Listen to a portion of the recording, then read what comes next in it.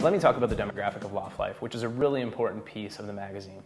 I think sometimes, in some ways, it's easiest to describe the Loft Life demographic as what it's not, and what it's not is probably people with kids. So I don't think you're going to ever see a lot of advertising for minivans or baby food in Loft Life magazine. But let me walk you through a little bit of where our demographic really does sit.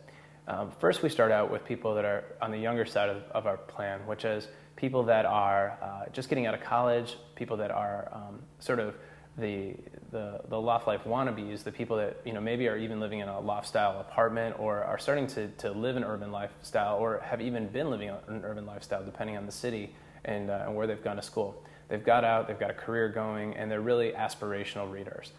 Those people sort of range in our demographic from their early 20s to their sort of mid to late 20s.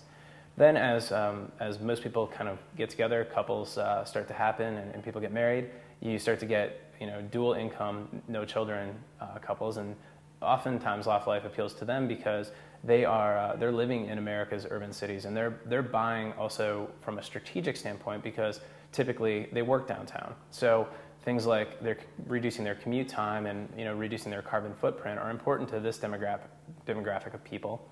And we have the ability to reach people that have a relatively high spending ratio in their budget and really want sort of what the best of what life has to offer. And they've finally got to a point in their life when they can achieve that. So we're looking to marry an advertising pool to that group of people on our young side.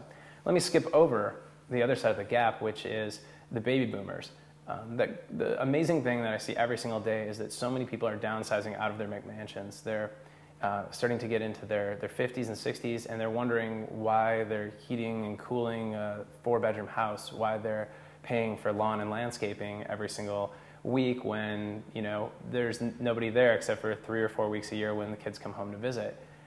They're relatively young people, and they still have a lot of life to live, and a lot of times they've gotten themselves to a point where they have some financial freedoms and are able to go out and actually do more things than they were able to do when they had kids at home. So this is one of our biggest and strongest demographics moving into the urban market. They have high spending power. They really want to get out and do stuff, and they have a lot of time to be able to do the things that they want to do living in the city. The demographic that comes in the middle of that saddle between our young urban professionals and our baby boomers are the people in their 30s, and this is typically where you would expect to see Loft Life's demographic drop off. A lot of these people, of course, get married, get dogs and cats, have kids, move out to the suburbs, want a lawn, a place to barbecue, that sort of thing. And that does happen with a lot of people. But who we wind up keeping out of the 30-year-old segments are a lot of same-sex couples and a lot of really hyper-power couples. So people that have very high-power careers that are professionals that really have put their career first and put their family on hold. Those people are moving into the urban environment, as well as the same-sex couples who kids are not in their plan. So both of these are probably the two strongest elements of the 30-year-old segment that we could possibly keep in the demographic, and we successfully have. One of the things I'm often asked is, who is Loft Life's competitor? What other magazine is out there in the same market space as we are? And I think that, as I've already alluded to with our niche on the multi-unit urban dwelling, we're pretty much unique in that category. But I think there are other people approaching it, but unfortunately for most, they're not magazines, they're other catalogs. And I think that one of our editorial ideas when we came up with Loft Life magazine was that we really loved getting some of those catalogs in the mail every day. Those magazines or catalogs that you get home and you open up the mailbox and there's a great catalog from a retailer that you really love and you can't wait to see sort of what's exciting and new for the season.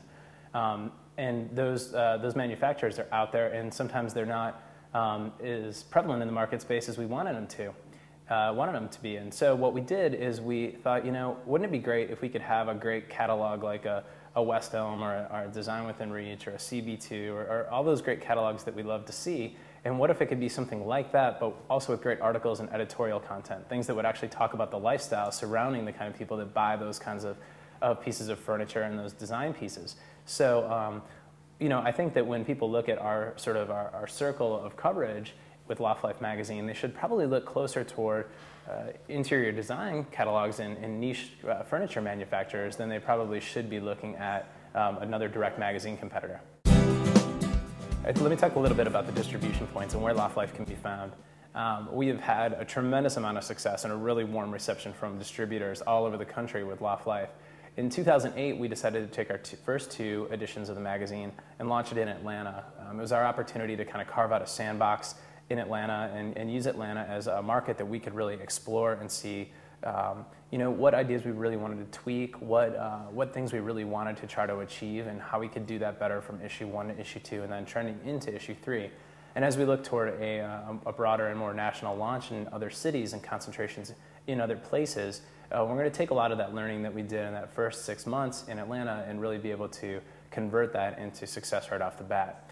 And the distribution is a big piece of that.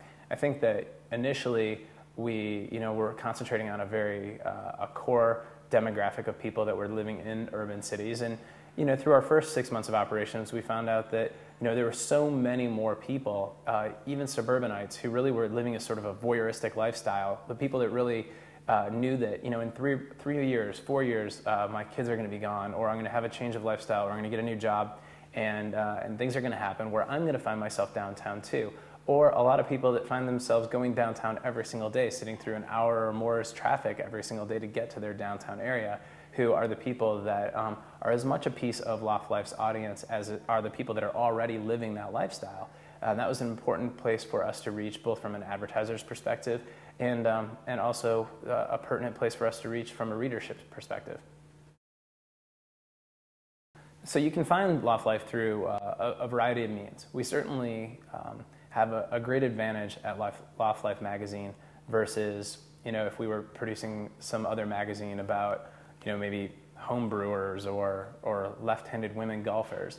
And if we were producing a magazine about left-handed women golfers, it would be very hard for us to figure out exactly which neighborhoods they live in and which house to house someone might be left-handed in, how many of them might be women, and how many of them might be into golf. It'd be very much a needle in a haystack sort of situation. With Loft Life magazine, because of our business model, we're really set up to be looking for hay in a haystack, which is that we can easily go in and identify which urban markets we're looking at. We work with our development partners who are our advertisers, who can show us where the biggest developments have happened in the last 5 years. We can see the urban building growth trends, and we can hit 99% of those units and be pertinent to every single one of those people because of their geographic self-selection. They've already chosen where to live, and because we're making a magazine about where they live, it's easy for us to go out and find them. So our push circulation is far more accurate than any other magazines out there. Another piece of our circulation puzzle is our events. We do a couple of events every month.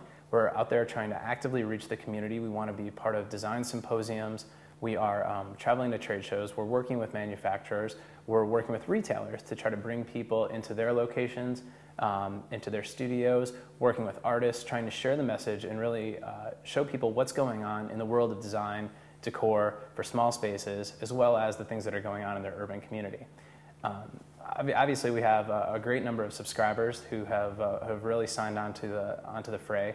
We have both digital subscribers and traditional subscribers. Most of our digital subscribers at this point are overseas, and while they're maybe not quite as important to our advertising demographic pool, they're an important market research tool for us because they give us the opportunity to get new editorial pieces for our travel stories, to make connections worldwide, globally, in other cities that have things in common with the American markets that we're going after, and really show us new possible open markets and really give a little bit of flair and influence to the American markets we cover.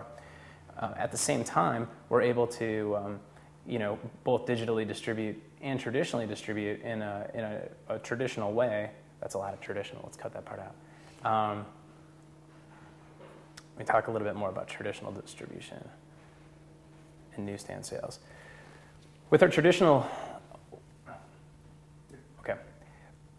of course there's traditional distribution as well, which is our subscriber base, which has been growing month after month. We have a great interface on our website where people can come after they check out our great articles, our great blogs. They can leave comments, and of course they can subscribe to the magazine. So we've seen month-over-month growth every single month. With Loft Life, we get glowing letters and reviews from people all over the country who are subscribing to the magazine. And I think what's one of the biggest compliments to us is with the first two issues of Loft Life, which were centered strictly in Atlanta, we had subscribers from all over the country, people who understood that it was an Atlanta-focused magazine, but there was so much more national content in the magazine, so much more that was pertinent to them as a loft dweller that they decided to subscribe to the magazine anyway. So we really found that to be a big compliment. The same thing happened with our distribution partners. We had offers to distribute in Canada this year, to the upper Midwest, to other cities outside of our core market, strictly based on the fact that there was such a need in this market for somebody that was going to address that, again, very important acronym, MUD, that multi-unit urban dwelling market, that nobody seemed to be covering. And last, let's talk